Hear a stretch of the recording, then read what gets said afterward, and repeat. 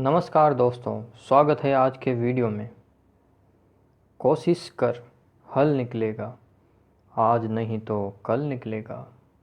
अर्जुन के तीर सा सद, मरुस्थल से भी जल निकलेगा।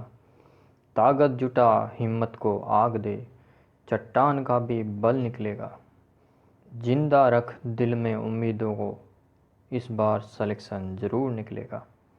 चलिए इसी जोश और जुनून के साथ शुरू करते हैं आज की प्रश्नोत्तरी। आपकी स्क्रीन पर पहला सवाल है, इंसुलिन हार्मोन स्रावित करने वाली अंतःस्रावी ग्रंथि का नाम बताइए। ए पीयूष ग्रंथि, बी थायराइड ग्रंथि, सी अग्नाशय ग्रंथि, डी एड्रिनल ग्रंथि। सही जवाब है सी अग्नाशय ग्रंथि।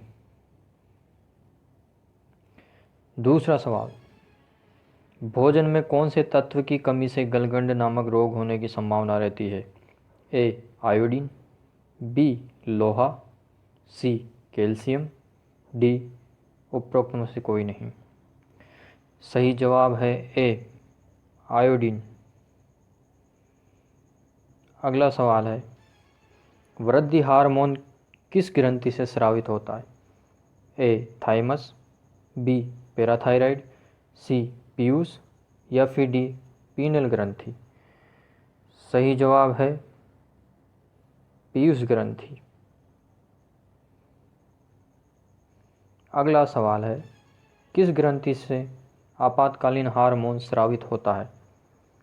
ए थायराइड, बी एड्रिनलिन, सी पीनियल ग्रंथि या फिर डी थाइमस ग्रंथि।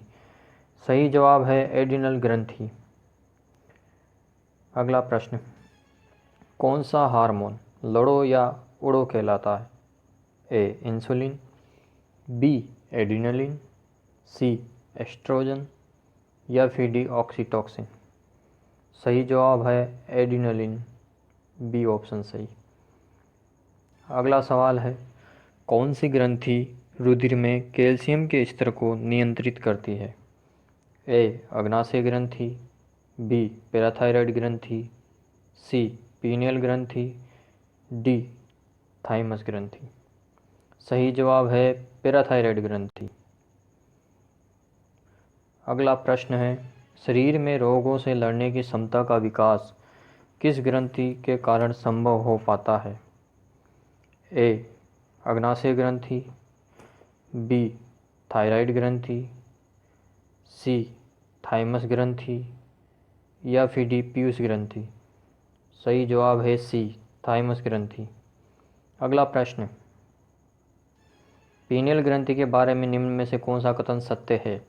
ए इसकी आकृति कोमा जैसी होती है, बी इसे तीसरा नेत्र कहते हैं, सी इसे मेलाटोनिन हार्मोन स्रावित होता है जो हमारे सोने और जागने का चक्र नियंत्रित करता है, या फिर डी ए बी सी तीनों सही। सही जवाब है डी तीनों ही सही। अगला प्रश्न, मनुष्य के शरीर में पसलियों के कितने जोड़े होते हैं।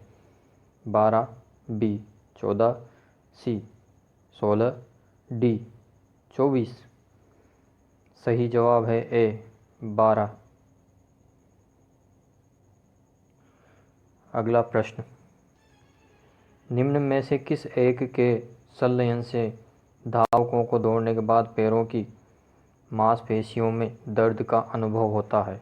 ए लैक्टिक अम्ल, बी एसिटिक अम्ल, सी टार्टरिक अम्ल या फिर डी सिट्रिक अम्ल। सही जवाब है लैक्टिक अम्ल।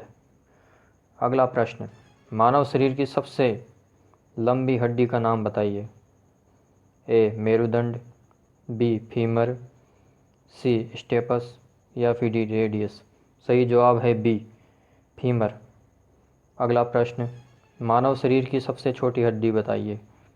ए मेरुदंड, बी स्टेपस, सी अल्ना या फिर डी फीमर। सही जवाब है स्टेप्स, बी ऑप्शन सही। अगला प्रश्न है, खोपड़ी में कितनी जोड़ी अस्थियां होती है। ए 20, बी 12, सी 21 या फिर डी 22। सही जवाब है बी 12। अगला प्रश्न है, अस्थियों के अध्ययन को क्या कहते हैं? ए इकोलॉजी, बी ऑस्टियोलॉजी, सी पैथोलॉजी या फिर डी साइटोलॉजी। सही जवाब है बी ऑस्टियोलॉजी। अगला प्रश्न है, जोड़ों के अध्ययन को क्या कहते हैं? ए पैथोलॉजी, बी ऑर्थोलॉजी, सी ऑस्टियोलॉजी या फिर डी इकोलॉजी। सही जवाब है ऑर्थोलॉजी, बी ऑप्शन। अगला प्रश्न है, होम्रस हड्डी के लंबे मध्य भाग को क्या कहते हैं? ए शाफ्ट, बी मेखला, सी संधि या फिर डी कार्पल। सही जवाब है शाफ्ट, ए ऑप्शन सही है। अगला प्रश्न है, मसल्स को बोन से कौन जोड़ता है? ए मेरुदंड, बी शाफ्ट, सी टेंडन या फिर डी संधि। सही जवाब है सी टेंडन। अगला प्रश्न है, मानव शरीर की सबसे पतली हड्डी कौन सी है? ए टिबिया, बी इलियम, सी फीमर या फिर डी फिबुला। सही जवाब है डी फिबुला। अगला प्रश्न है, एक दूसरे के विरोध में कार्य करने वाली मांसपेशियों के नाम बताइए।